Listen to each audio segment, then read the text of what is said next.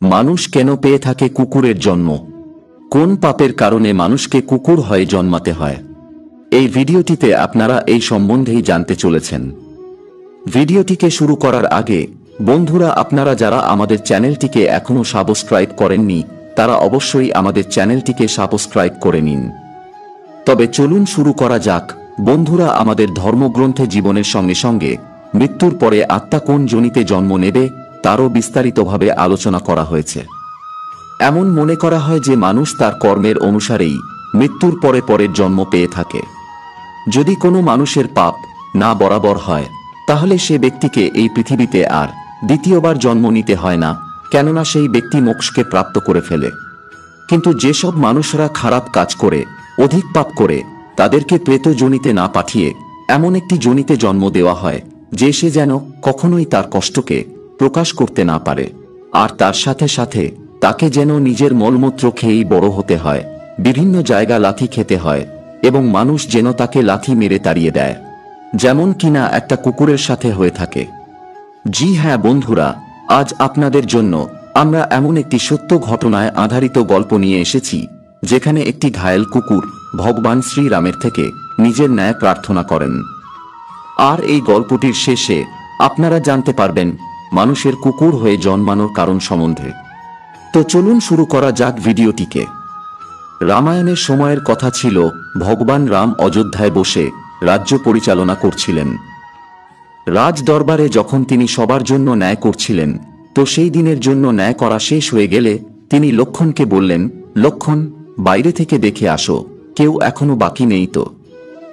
এরপরে লক্ষ্মণ যখন বাহিরে গেলেন তখন তিনি দেখলেন একটি কুকুর বাইরে বসে আছে। তখন তিনি কুকুরটিকেই ভেতরে নিয়ে আসলেন। তখন ভগবান রাম কুকুরটিকে জিজ্ঞাসা করে বললেন, তোমার সম্পূর্ণ শরীর ঘা দিয়ে ভরে আছে, এই ক্ষত তোমাকে কে দিয়েছে? বলো কোন সে ব্যক্তি তোমার এমন করেছে, তাকে কঠোর শাস্তি দেয়া হবে। তখন কুকুরটি বলল, একজন ভিখারি তাকে বিনা কোনো কারণে অনেক মেরেছে। তখন ভগবান শ্রীরাম সেই ভিখারিকে নিয়ে আসার জন্য আদেশ দিলেন। যখন ভিখারি রাজা রামের সামনে আসলেন তখন ভগবান রাম তাকে বললেন, এই কুকুরটি যা বলছে তা কি সত্য? তুমি কি নিজের অন্যায় স্বীকার করো? তখন ভিখারিটি বলল, হে রাজন, আমি অনেক ক্ষুধার্ত ও রেগেছিলাম, আর আমি কোনো কিছু ভাবতে পারছিলাম না, এই জন্য আমি এই কুকুরটিকে এভাবে মেরেছিলাম। তখন ভগবান রাম অনেক ভাবনায় পড়ে গেলেন। উনি বুঝতে পারছিলেন না যে কুকুরটির সঙ্গে কি ন্যায় করা যায়, কেননা তিনি জানতেন এটা একটি গম্ভীর বিষয়। এই জন্য তিনি তখন কুকুরটিকে বললেন, তোমার অনুসারে এই ভিখারিটিকে কি দণ্ড দেওয়া যায়?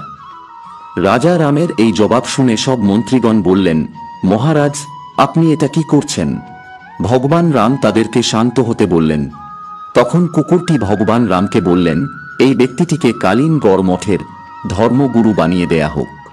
এরপর মন্ত্রীগণ নিজেদেরকে আর আটকাতে পারলেন না। তারা সবাই রাজাকে প্রশ্ন করলেন যে এটি কি ধরনের শাস্তি? তখন প্রভু শ্রীরাম বললেন, আপনারা নিজেরাই কুকুরের থেকে জিজ্ঞাসা করে নিন যে কুকুরটি কেন এই শাস্তি চায়। তখন কুকুরটি সম্পূর্ণ ঘটনাটি বললেন। কুকুরটি বললেন, আমি আগের জন্মে কালিনগড় মঠের ধর্মগুরু ছিলাম, আর এটি একটি অনেক বড় পদ ছিল। এই জন্য আমার অনেক অহংকার হয়ে গেছিল। আমি কারো সাথে ন্যায় করতাম না, আমি নিজের হিতের পক্ষে সব বিচার করতাম। আর আমি সবার সাথেই উচ্চ স্বরে কথা বলতাম। আমি নিজেকে নিয়ন্ত্রণ করার অনেক চেষ্টাও করেছিলাম, কিন্তু আমি নিজেকে নিয়ন্ত্রণ করতে পারিনি। আমার অতি অহংকারের কারণেই আমি দেখলাম আমি কিছুদিনের মধ্যেই নষ্ট হয়ে গেছি।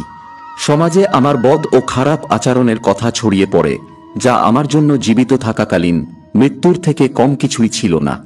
আমাকে মারার সময় ভিখারি অনেক ক্রোধে ছিল এবং আমার ওপর চিল্লাতে ছিল।